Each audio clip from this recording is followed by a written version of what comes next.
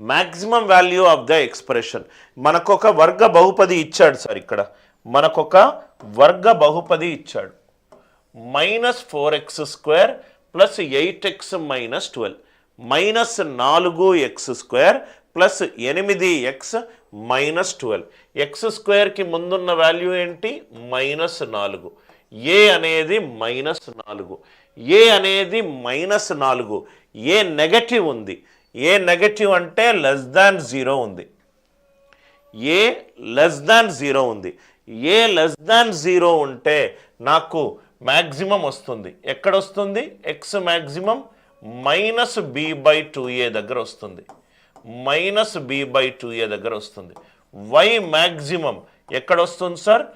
-d/4a దగ్గర వస్తుంది. Direct క్వశ్చన్లు కూడా మనల్ని ఎగ్జామినేషన్లో అడగొచ్చు. x² ముందున్న వాల్యూ గనక <0 ఉంటే x minimum y minimum. x² ముందున్న వాల్యూ గనక <0 ఉంటే x maximum y maximum.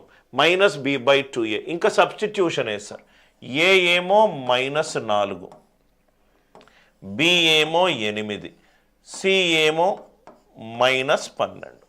C ఏమో -12. సార్ నాకు ఈ ఫార్ములా గుర్తుపెట్టుకోవడం కొంచెం కష్టంగా ఉంది సార్.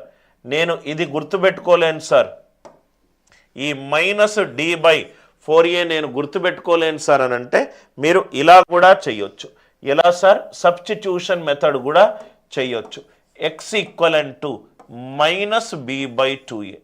x కనుక్కొని ఆ వర్గ బహుపదిలో సబ్స్టిట్యూట్ చేసుకుంటే చాలు. -b ఎంత? 8/2 ఇంటూ a ఎంత? -4.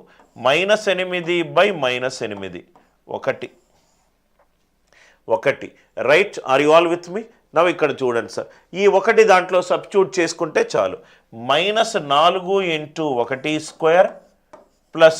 8 × 1 -12. 8 - 4 4. 4 - 12 ఎంత? -8. అదే వాల్యూ ఇక్కడ వచ్చింది. సార్ నేను గుర్తుపెట్టుకోవడం కష్టంగా ఉంటే x minimum y minimum. x minimum y minimum. Right?